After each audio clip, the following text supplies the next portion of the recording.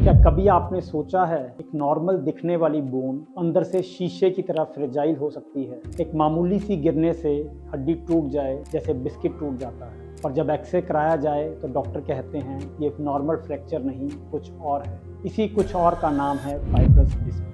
Fibrous dysplasia एक ऐसा rare bone disorder है जिसमें हड्डी अपनी मजबूती खो देती है। बहुत सारे लोग सोचते हैं कि यह एक कैंसर है, लेकिन सच ये है कि फाइब्रस डिस्प्लेजिया कैंसर नहीं है। लेकिन अगर इसे इग्नोर किया जाए तो मरीज को हड्डी में डिफॉर्मिटी हो सकती है और मरीज की हड्डी बार बार टूट सकती है। नमस्कार दोस्तों, मैं हूं डॉक्टर रजत गुप्ता, एक बोन कैंसर स्पेशलिस्ट। मैं हर हफ्ते आपके लिए बोन कैंसर और उसके इलाज से जुड़े ऐसे ही वीडियोस लेकर आता हूं, सिंपल भाषा में, बिना किसी हाई फाई मेडिकल लैंग्वेज के। तो चलिए आज का वीडियो शुरू करते हैं। फाइब्रस डिस्प्लेजिया एक ऐसा बोन ट्यूमर है जिसमें हड्डी के कुछ सेल्स ठीक से ग्रो नहीं कर पाते। जैसे ही हड्डी डेवलप हो रही होती है, उसमें हमारी हड्डी हार्ड होने की बजाय उसके अंदर सॉफ्ट रबरी फाइब्रस टिश्यू आ जाता है, जिसके कारण हमारी हड्डी वीक हो जाती है। फाइब्रस डिस्प्लेजिया हमारे अंदर ही एक पर्टिकुलर जीन म्यूटेशन की वजह से होता है। यह जीन म्यूटेशन एक एक्सीडेंटल म्यूटेशन होती है, यह कोई हेरिडिटरी नहीं होता, मतलब कि ये माता पिता से बच्चों में नहीं जाता और ना ही किसी की कोई गलती की वजह से होता है। फाइब्रस डिस्प्लेजिया होने को किसी भी बोन में हो सकता है, लेकिन यह अक्सर हमारी फेशियल बोन्स, हमारे थाई बोन्स, हमारी पेल्विक बोन्स में होता है।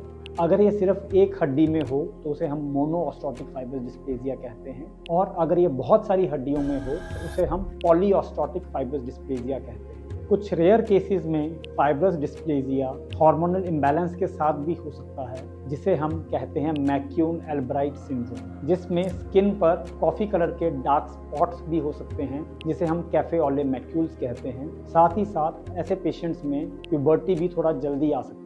अब बात करते हैं फाइब्रस डिस्प्लेजिया के सिम्टम्स के बारे में। इसके सिम्टम्स काफ़ी ट्रिकी होते हैं। कुछ पेशेंट्स में ये कोई सिम्टम्स ही नहीं देता, मतलब कि मरीज़ का एक्सरे किसी और वजह से कराया जाता है और तब हमें पता चलता है कि मरीज़ को फाइब्रस डिस्प्लेजिया भी है उस हड्डी में। इसके अलावा कुछ पेशेंट्स में ये हल्का फुल्का दर्द दे सकता है, और यही सेम बीमारी कुछ दूसरे पेशेंट में हड्डी के फ्रैक्चर भी कर सकती है और साथ ही साथ हड्डी में डिफॉर्मिटी भी कॉज कर सकती है। उस डिफॉर्मिटी के चलते बोन अपना शेप बदल लेती है, जिसे हम कहते हैं शेफर्ड क्रूक डिफॉर्मिटी। अब बात करते हैं कि इसका डायग्नोसिस कैसे किया जाता है। इसके डायग्नोसिस में हम सबसे कॉमनली एक एक्सरे करवाते हैं, जिसमें टिपिकली पेशेंट के एक्सरे में हमें एक ग्राउंड ग्लास ओपेसिटी दिखती है, मतलब कि एक्सरे में एक हल्का सा धुंधलापन नज़र आता है, जो कि इसका काफ़ी टिपिकल होता है। और मेजॉरिटी ऑफ पेशेंट्स में हमें केवल एक्सरे पर ही इसका डायग्नोसिस बन जाता है, लेकिन कुछ पेशेंट्स में हमें इसका एमआरआई भी करवाना होता है, और कई बार हमें पेशेंट की बायोप्सी भी करनी पड़ती है फाइब्रस डिस्प्लेजिया को प्रूव करने के लिए। लेकिन याद रहे कि फाइब्रस डिस्प्लेजिया में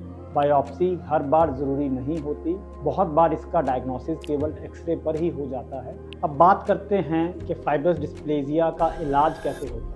फाइब्रस डिस्प्लेजिया का इलाज इस बात पर डिपेंड करता है कि मरीज़ को फाइब्रस डिस्प्लेजिया से किस तरह के सिम्टम्स आए हैं। अगर मरीज़ में फाइब्रस डिस्प्लेजिया केवल एक इंसिडेंटल फाइंडिंग की तरह प्रेजेंट हुआ है, मतलब कि मरीज़ को किसी और बात के लिए एक्सरे कराया गया, तब उसे पता चला कि उसे फाइब्रस डिस्प्लेजिया है, ऐसे में मरीज़ को बिना किसी इलाज के अपनी नॉर्मल ज़िंदगी जी सकता है। और ऐसे ही अगर पेशेंट को हल्का फुल्का दर्द है, माइल्ड सिम्टम्स हैं, तो हम पेशेंट्स को विटामिन डी, कैल्शियम और कुछ बोन स्ट्रेंथनिंग एजेंट्स जैसे कि बिस्फॉस्फोनेट्स देकर उसका इलाज कर सकते हैं। लेकिन अगर पेशेंट की हड्डी फ्रैक्चर होने के कगार पर है या हड्डी में काफ़ी खोखलापन है, तो ऐसे में मरीज़ को सर्जरी एडवाइस होती है। सर्जरी में हमारा मेन मकसद होता है कि फ्रैक्चर प्रिवेंट हो जाए, खोखली हड्डी है उसको भर दिया जाए, और अगर कोई डिफॉर्मिटी हुई है तो उस डिफॉर्मिटी को ऑपरेशन करके ठीक कर दिया जाए। अब जब हम हड्डी में सफाई वाला ऑपरेशन करते हैं तो ऐसे केसेस में हम बोन ग्राफ्टिंग करते हैं। बोन ग्राफ्टिंग के बाद वो हड्डी पहले जैसी नॉर्मल और स्ट्रांग हो जाती है। तो याद रखिए,